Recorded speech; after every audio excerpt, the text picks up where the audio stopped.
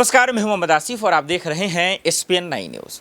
अतीक मामले पर सियासत जबरदस्त तरीके से हो रही है। इस बीच में भले ही योगी सरकार के पास जवाब इसलिए नहीं है क्योंकि वो खुद ही कंफ्यूज हैं कि जो घटना हुआ है उसका जवाब दिया कैसे जाए, क्योंकि एक तो लोगों का एग्रेशन, लोगों का गुस्सा भी है, क्योंकि एक तबका खुश भी है जिस पे अतीक का परिवार ने जुल्म ढाया था, और एक तबका नाराज़ है क्योंकि जो अतीक के समर्थक हैं। लेकिन इस बीच में कानून व्यवस्था को लेकर जो सियासत हो रही है उससे योगी सरकार खुद ही परेशान है। इस बीच में कल कन्हैया कुमार आए और लंबा चौड़ा उन्होंने प्रेस कॉन्फ्रेंस किया। मीडिया से मुखातिब होकर मीडिया ने जब उनसे सवाल पूछा कि अतीक का जो घटना हुआ, उन्होंने जो जवाब दिया है वो मैं बताऊं, उससे पहले उसकी वीडियो खुद आप देखें। तो जब नेता के लिए टेंट लग सकता है, नेता के लिए कूलर और एसी लग सकता है, तो जनता के लिए क्यों नहीं लग सकता है? क्या आपको इस बात का पूर्वानुमान नहीं था? कहते हैं कि डिजिटल इंडिया है।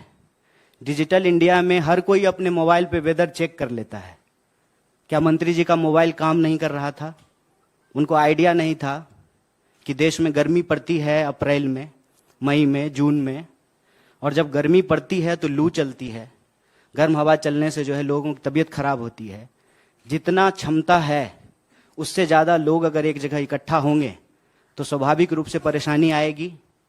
जनता की बुनियादी बेसिक सुविधाओं का ध्यान नहीं रखा गया, पानी की व्यवस्था नहीं की गई, उनके लिए छाया का प्रबंध नहीं किया गया, क्योंकि सरकार का पूरा ध्यान फोटो खिंचाने में रहता है।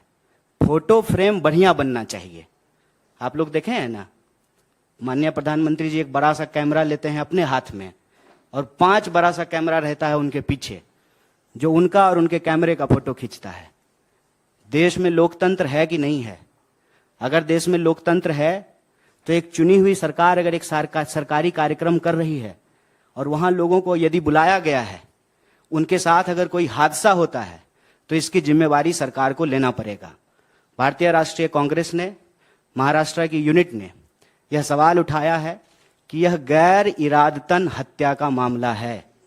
सरकार इसकी जिम्मेवारी ले और उसकी जिम्मेवारी तय करने के लिए देश का सबसे महत्वपूर्ण विपक्ष होने के नाते हम सरकार से ये सवाल उठा रहे हैं कि आप घटना के बाद बहानेबाजी ना करें, इधर उधर की बात ना करें, जिम्मेवारी तय करें, जो लोग दोषी हैं उनके ऊपर कार्रवाई करें, और सबसे ज़्यादा दोषी तो सरकार खुद है, तो यह दोष को अपने मत्थे ले और इस तरह की कोई भी घटना आने वाले दिनों में ना हो, इसको सुनिश्चित किया जाए। यह भारतीय राष्ट्रीय कांग्रेस की तरफ से हमारी मांग है। दूसरा जो महत्वपूर्ण विषय है जिसके बारे में आप सब लोगों को सूचित भी किया गया होगा कि कल आदरणीय राहुल जी ने कर्नाटका की एक सभा में यह मांग उठाई है कि सरकार अगर सचमुच ओबीसी से प्रेम करती है, क्योंकि आप सब जानते हैं पिछले दिनों आप लोगों ने देखा कि विपक्ष मांग रहा था जेपीसी, सारे विपक्षी दलों ने कहा जेपीसी जेपीसी जेपीसी, अचानक से बीजेपी कहना शुरू कर दी ओबीसी ओबीसी ओबीसी। जेपीसी की मांग के सामने अगर ओबीसी की बात बीजेपी लेकर के आई है तो यह जरूरी हो जाता है कि कुछ सवाल सरकार से पूछा जाए। सबसे पहला सवाल यह है कि प्रधानमंत्री बड़े जोर शोर से कह रहे हैं कि डिजिटल इंडिया का दौर है, तो डिजिटल इंडिया में, डिजिटल दौर में सबसे जरूरी चीज है डेटा। अक्सर आप सब लोग सुनते होंगे कि कहा जा रहा है कि डेटा न्यू ऑयल है, जिसके पास डेटा होगा वो दुनिया का लीडिंग पावर होगा। अगर ऐसी स्थिति है तो हमारी सरकार, भारत की सरकार, डेटा को इकट्ठा करने में, डेटा को तैयार करके डेटा देश को बताने में, जारी करने में इतनी हिचकिचाहट क्यों दिखा रही है? क्या कारण है इसका?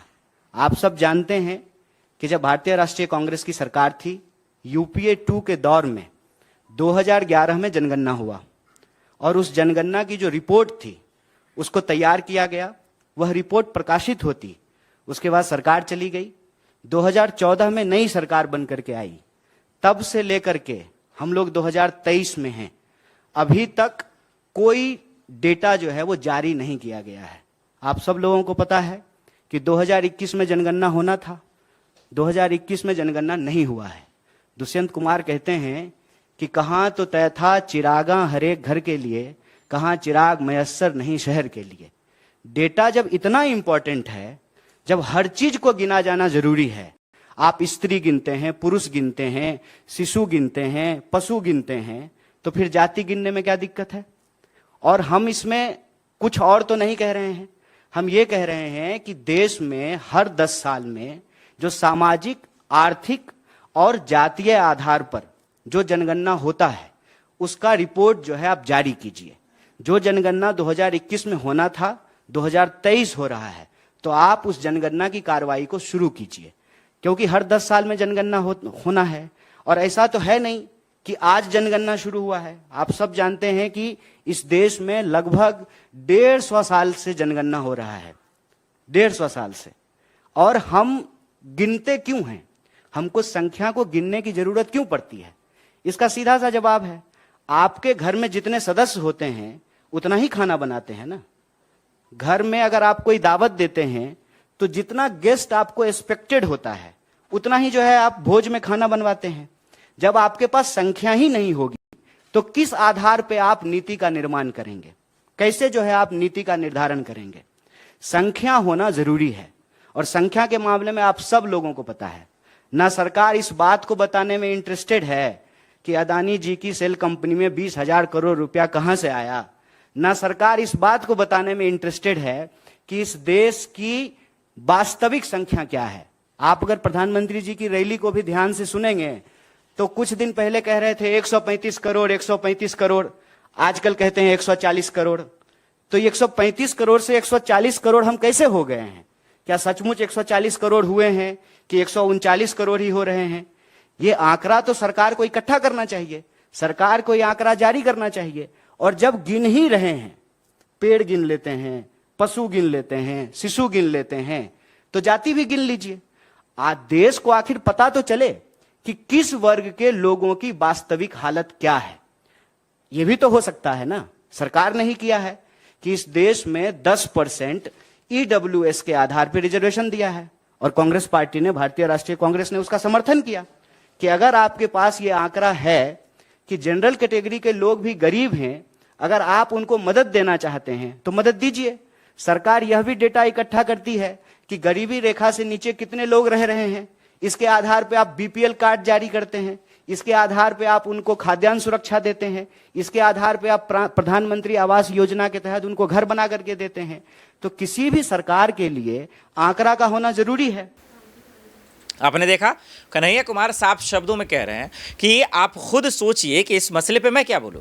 इस मसले पे तो शाह के माफ़ कीजिए, जय शाह के बाप से ऐसे उनका लहजा रहता बोलने का, यानी कि जय शाह जो हैं उनके पिता यानी अमित शाह जी से पूछिए ना, क्योंकि लॉ एंड ऑर्डर उनके अंदर आता है।